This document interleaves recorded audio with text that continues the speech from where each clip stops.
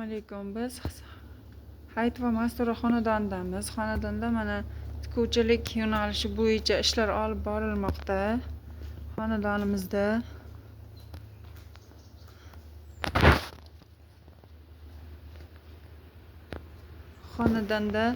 hozirgi kunda yillik daromadi 60-70 million atrofida xonadon daromadi oshirilgan.